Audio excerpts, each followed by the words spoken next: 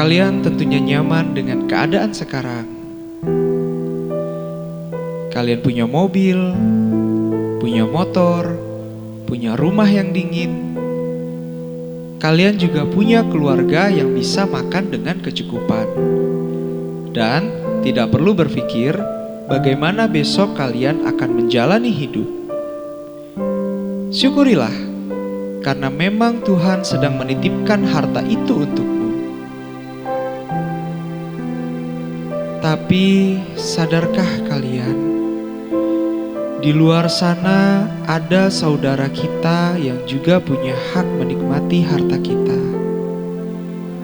yang mereka saat ini bingung bagaimana bisa bertahan dari tetesan genting air hujan yang bocor, yang mereka berusaha menyelimuti anak-anaknya dari dinginnya malam, yang bimbang bagaimana besok anak-anak mereka bisa makan dan tidak kelaparan. Kue surga, sebuah kalimat yang selalu diucapkan oleh Bapak Kapolda Aceh, Irjen Pol Dr. Andes Wahyu Widada kepada kami para bawahannya. Surga ibarat kue yang bisa kita nikmati bersama-sama. Surga itu luas. Mengapa kita tidak mengajak orang lain beramai-ramai menuju ke sana?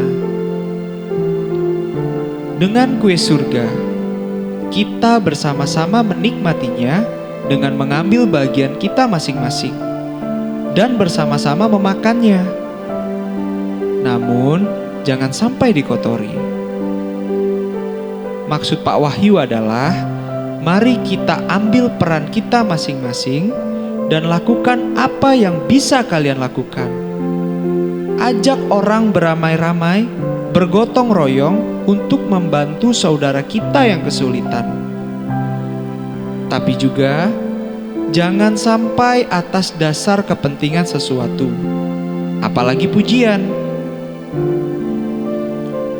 Kue surga semoga menginspirasi kita semua.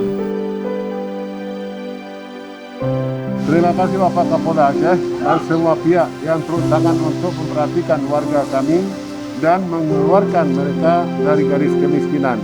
Semoga ini bisa menginspirasi orang lain dan menjadi ladang ibadah bagi Bapak Kapolda dan jajaran. Sekali lagi, terima kasih.